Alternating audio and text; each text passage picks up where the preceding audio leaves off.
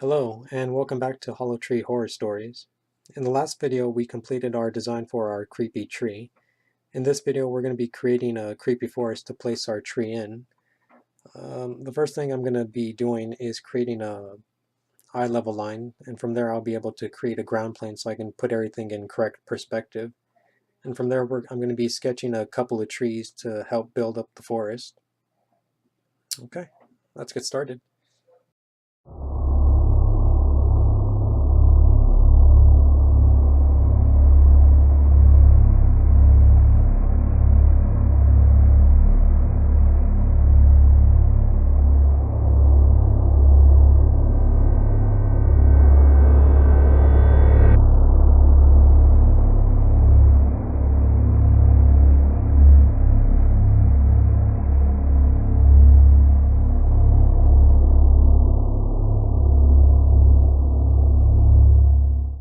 Okay, now that I have my eye level line, I was able to sketch out these lines which helped me find the ground plane. And from there I drew this line, which represents the front of the tree, and this line represents the back of the tree. And from there I was able to put the tree into this little area, which looks to be in pretty good perspective to me. From there I drew this measuring line, which represents the height of the trees in the background. And I'll be drawing a line from this point to this point, and that's going to help me define the height for the trees in the background. Okay, up next is sketching a couple of trees.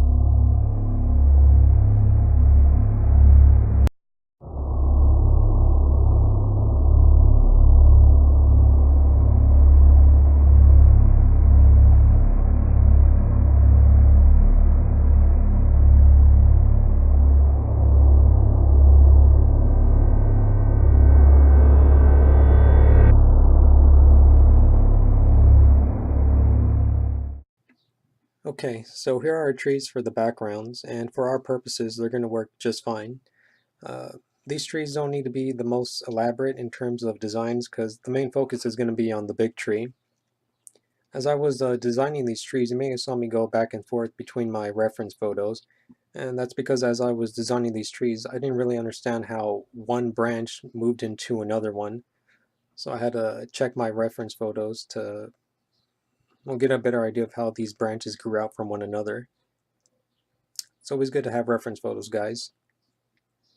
Okay, so the next step is going to be cleaning up and coloring these trees and getting them ready for the background. Okay.